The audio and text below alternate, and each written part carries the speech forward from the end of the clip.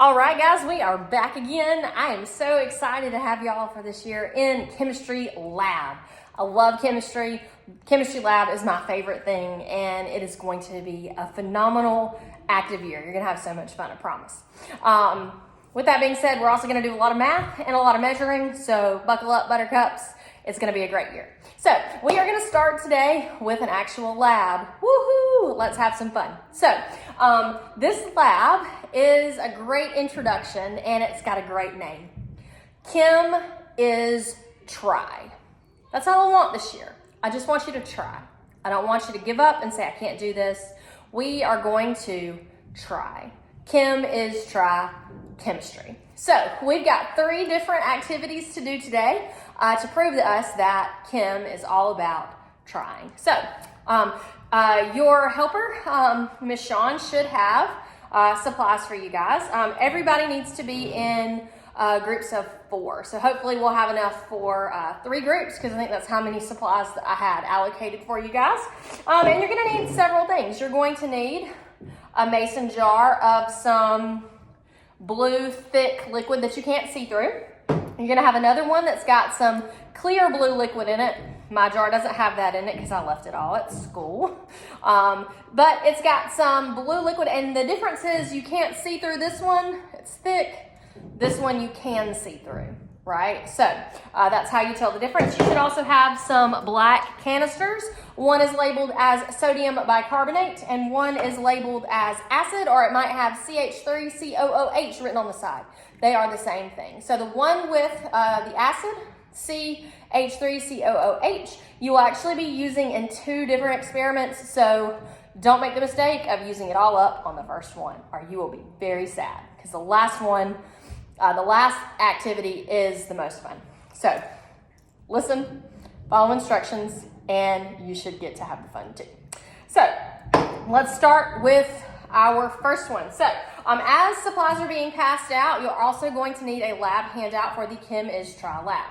As we're doing this lab together, I do expect you to take notes, fill in the blanks, answer all the questions, right? So in this lab, we are making qualitative and quantitative observations. All good chemists make observations. Some observations are better than others. Some observations are merely qualitative. That would be things like color. So looking at our thick liquid here, I can observe some qualities about this. It's opaque. I can't see through it. This one is transparent. I can hold it up to the light. I can see my fingers through it. It's clear, right? I can also describe the color. But I want you and your group mates to both look at this vat. It should be in front of you right now, so pull it up and look at it. What color would you describe? Your partner might describe that as purple. I might look at it and say, no, that's chartreuse. That is violet. See how we're both describing the same thing, but I'm seeing it a different way than you. Our perspective is different, right? It's also qualities like that's warm, that's cold. It feels cold in here. The shape is kind of round.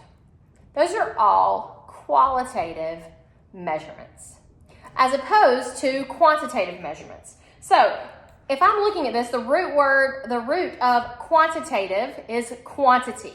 So all quantitative measurements have a number associated with them. The temperature of the liquid in this mason jar is 78.3 degrees Fahrenheit. My body temperature is 98.6 degrees Fahrenheit. The mass of this beaker is 750 grams. Those are quantitative. They're not subjective, right? They don't depend on my perspective. They are concrete evidence that is measurable. So which one do you think is the best?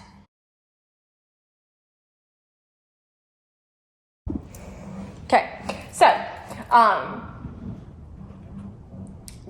in this lab, we're going to be taking, for each of our 3 activities, we're going to be taking some quantitative data points and qualitative data points. Now, you don't have the measuring tools available for you today, but I do want, and you'll see the note in your handout, I do want you to think about ways that you could get a quantity from that demonstration. It could be something as simple as taking the temperature of the liquid, measuring the temperature change of the liquid during the reaction, maybe measuring the mass of the liquid involved, the mass of the tinfoil. We're going to use tinfoil in a minute. Anyway, so think with your group about that. There's actually a worksheet that you're going to do as homework for this lab where you label data points as quantitative or qualitative. So if you're doing this lab as you're struggling with that, please use that as a guide to help you see the difference between quantitative and qualitative data points. Working with our clear blue liquid and some tinfoil. So pass the tinfoil around. Everybody take off a little bitty tiny square, just a little piece will be good. And you're going to ball it up into a ball. You're going to open up your mason jar. Please, nobody stick your nose or your face in this stuff. Nothing in our lab today is dangerous, so there's no need to freak out. But we don't want to sniff our liquid, right? So proper technique for smelling a liquid is wafting. So if you want to practice your wafting skills, go right ahead, but please nose first into unknown liquids. So your instructions are going to tell you to take the lid off of this one, take your balled up tin foil, put it in there, and take a stirring rod, which is a fancy word for utensil. So somebody run to the kitchen and grab everybody a plastic knife, that'll be fine, and poke the tin foil so that it is submerged as much as you can get it in the liquid. Then you are going to put the cap back on, shake it up real good, and let it sit for a good 10 minutes. You should see some change happen in the tinfoil. After the 10 minutes are up, you should be able to unscrew it. Look in there and see the tinfoil. You might even use a fork to pull the tinfoil out and sit it on a paper towel to see what has happened. So once you've had time to let it set and to get the reaction going, you should be able to take some qualitative data points on this demonstration as well as take some quantitative data points or theorize what kind of quantities you can measure about this reaction. Good luck.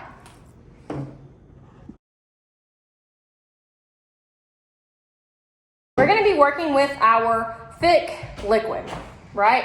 And right now it's one color. So you are going to open it up, and if it's settled over the week, because I prepared these on the night of parent night, if it's settled, before you open it up, shake it up real good so it looks uniform. And you are going to take some of about half of what is labeled acid, or the CH3COOH, and you are going to pour it into your mason jar.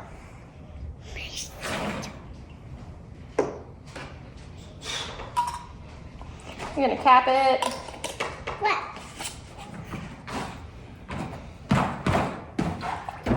And you're going to shake it. And you're going to write down some observations about what you see. So, pause the video. Everybody get on the same page. Make sure you've had time as a group to write down some qualitative and some quantitative data points.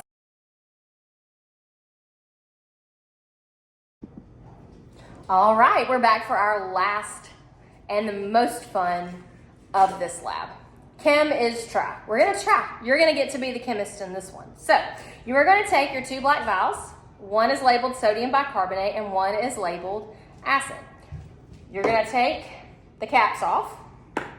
And this one might get a little messy, so be sure somebody's gone and gotten some paper towels from the kitchen, right? So clear your desks off for this one, right? Remember, we are going to be taking qualitative and quantitative measurements for this. So we've got our acid.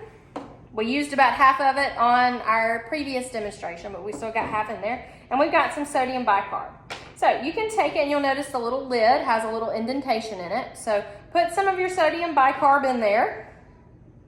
Or you can take a spoon and put some in the spoon. But you're going to put the solid into the liquid, and as quick as you can, push the cap down, right? And then if you have time, you can flip it upside down. We want to get it good and mixed up, and something cool should happen, right? If it doesn't, if it spills and makes a huge giant mess, it's going to make a mess anyway. That's okay. Chemists try. We're trying. That's all I can ask. Be sure you clean up your mess afterwards. So, all the materials in here. All the lids get screwed back on the mason jars. Put them back in my plastic serving piece. And Miss Shawn is going to put it in the chemical cabinet, and I will dispose of it once I come back. Hope you guys have had fun in lab today. A couple of notes before we end. I do expect a completed post-lab. So if you look at the back of your procedure, there are several different questions.